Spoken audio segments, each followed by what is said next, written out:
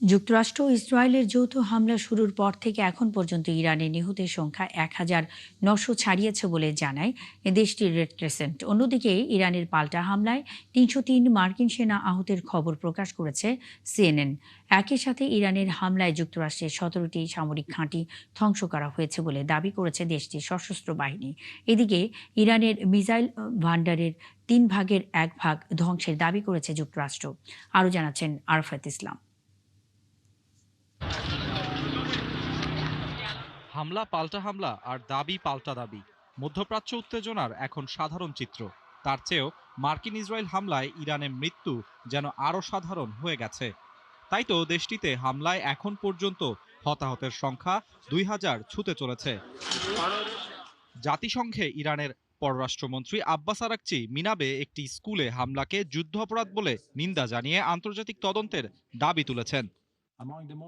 স্কুলে হামলা ছিল একটি যুদ্ধাপরাধ, যেখানে ১৭৫ জনেরও বেশি ছাত্রছাত্রী ও শিক্ষককে ঠান্ডা মাথায় হত্যা করা হয়েছিল। এর দায়ীদের জবাবদিহির আওতায় আনতে হবে।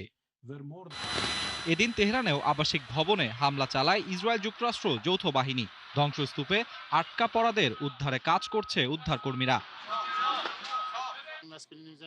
যুক্তরাষ্ট্রের দাবি তারা শুধু সামরিক এলাকাগুলোকেই লক্ষ্যবস্তু করেছে, আবাসিক এলাকাগুলোতে নয়। এটি সম্পূর্ণ মিথ্যা।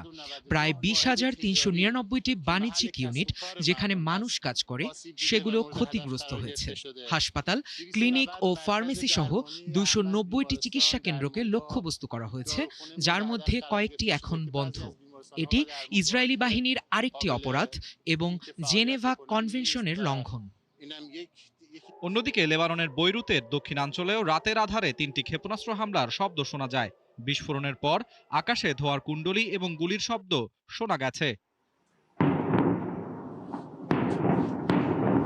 ইরানের হামলায় ইসরায়েলের উত্তরাঞ্চলীয় শহর নাহারিয়ায় ক্ষয়ক্ষতির তথ্য পাওয়া গেছে। তবে বরাবরের মতো হতাহতের স্পষ্ট বার্তা দেয়নি দেশটির কর্তৃপক্ষ। ক্ষতিগ্রস্ত বাড়িঘরে উদ্ধার কাজ করছে উদ্ধারকারী দল। এদিকে ইরানের হামলায় ৩০০-র বেশি মার্কিন সেনা আহতের কথা জানিয়েছে সিএনএন।